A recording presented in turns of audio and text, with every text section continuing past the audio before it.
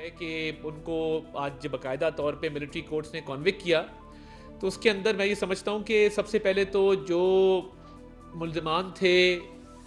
لاہور جناح house پہ حملے کے، اس کے ساتھ ساتھ پی ایف بیس میاں والی کے، راول پنڈی کے،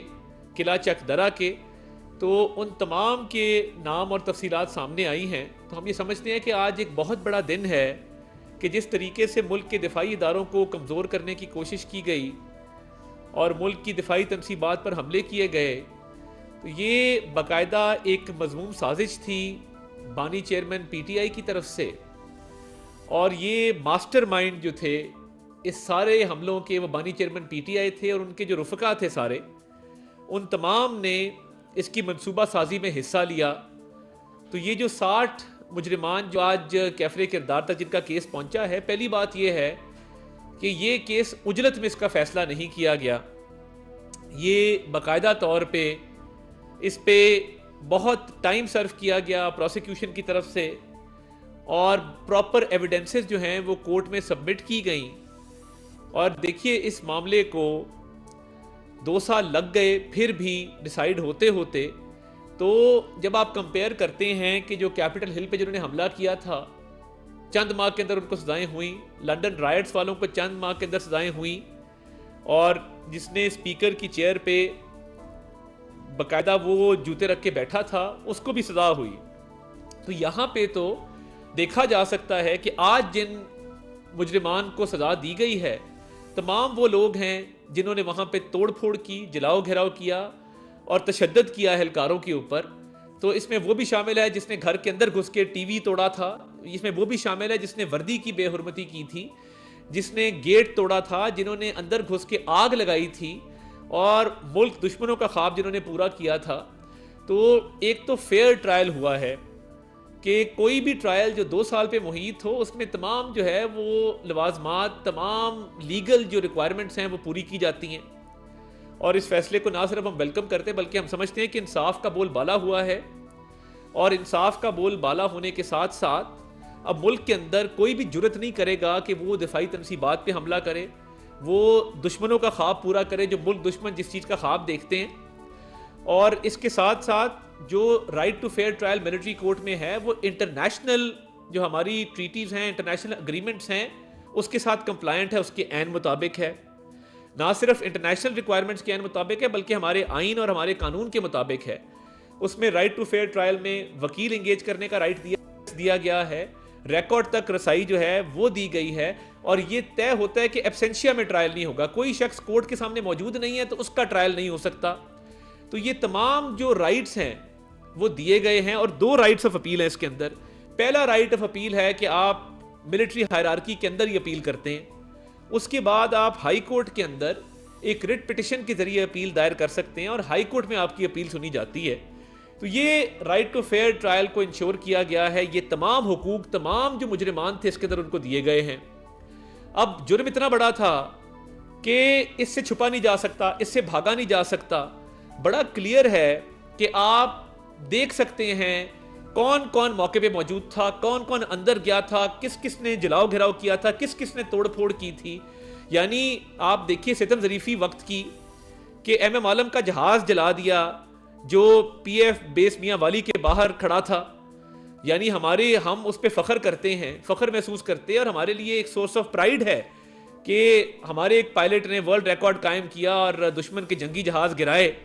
آپ نے وہ تمام تنصیبات کو آگ لگا دی، آپ نے ان تمام تنصیبات کو نقصان پہنچایا۔ تو یہ پاکستان کے لیے بہت بڑا دن ہے، پاکستان کے دفاع کے لیے، پاکستان کی سلامتی کے لیے بہت بڑا دن ہے کہ وہ تمام لوگ جو اس سازش میں اعلی کار بنے اور جنہوں نے موقع کے اوپر توڑ پھوڑ جلاؤ گھراؤ کیا ان سب کو سزائیں سنائی گئی ہیں۔ ضرورت اس بات کی ہے کہ اس کا جو ماسٹر مائنڈ ہے اور جو سازش کے اندر دیگر منصوبہ ساز تھے ان کو بھی کیفر کردار تک پہنچایا جائے، اور ان کا بھی جو ہے وہ ٹرائل مکمل کیا جائے۔ کسی بھی جرم کو سرزد ہوئے 2 سال ہو جائیں اور اس کے بعد بھی اس کی سزا نہ سنائی جائے تو میں سمجھتا ہوں کہ اس کو ان لوگوں تک پہنچنا چاہیے۔ آپ کو یاد ہوگا کہ ایک میٹنگ ہوئی جس میں شفقت محمود صاحب نے کہا کہ ہم نے یہ کام نہیں کرنا، پنجاب کے اندر شمسام بخاری صاحب نے کہا ہم نے یہ کام نہیں کرنا، بہت سارے لوگوں نے بانی چیئرمین پی ٹی آئی کے فیصلے سے اختلاف کیا، بہت سارے لوگوں نے کہا کہ یہ طریقہ کار غلط ہے، مگر اس کے باوجود ان مجرمان نے یہ کام کیا تو ان کی فون کی لوکیشنز، ان کی موقع پہ موجودگی ثابت ہے، ہر چیز روز روشن کی طرح عیاں ہے کہ یہ حملہ آور تھے، انہوں نے جلاؤ گراؤ کیا، انہوں نے توڑ پھوڑ کی. تو میں سمجھتا ہوں کہ قانون کا بول بالا ہوا ہے، ملک کے اندر رول آف لا اسٹیبلش ہوگا، اور آئندہ کوئی بھی جرت نہیں کرے گا کہ وہ ملک کے اندر انارکی پھیلائے اور ہماری دفاعی تنصیبات کو، ہماری قومی سلامتی کے سمبل کو نقصان پہنچائے، شہداء کی یادگاروں کو مسمار کرے. تو یہ ان سزاؤں کے حوالے سے یہ میں سمجھتا ہوں کہ یہ بہت بڑی موو ہے، اس کو ویلکم کرتے ہیں، اور ساتھ یہ مطالبہ کرتے ہیں کہ ماسٹر مائنڈ اور منصوبہ سازوں تک بھی یہ ٹرائل پہنچنا چاہیے، ان کو بھی کیفر کردار تک جو ہے وہ پہنچایا جائے. اور دیکھیے یہ جو 60 لوگ تھے، کوئی یہاں پہ آپ جناح ہاؤس کا ملزم ہے، کوئی قلعہ چک درہ کا ملزم ہے، کوئی پی اے ایف بیس میاں والی کا ملزم ہے. تو یہ تمام لوگ اس گھنونی سازش میں، اس جرم میں شامل تھے، جنہوں نے آگیں لگائیں، جنہوں نے توڑ پھوڑ کی، جنہوں نے جلاؤ گھراؤ کیا. اور دیکھیے ایویڈنس ہر طرح کی،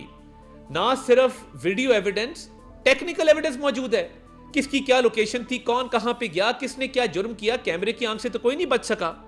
کہ آگ لگائی تھی، جس نے ٹی وی پہ ڈنڈے مارے تھے، جس نے اندر جا کے نقصان پہنچایا سرکاری املاک کو. تو یہ وہ لوگ تھے جنہوں نے ملک دشمنوں کا خواب پورا کیا، اور آج بھی اسی بیانیے پر عمل پیرا ہیں. تو ہم یہ سمجھتے ہیں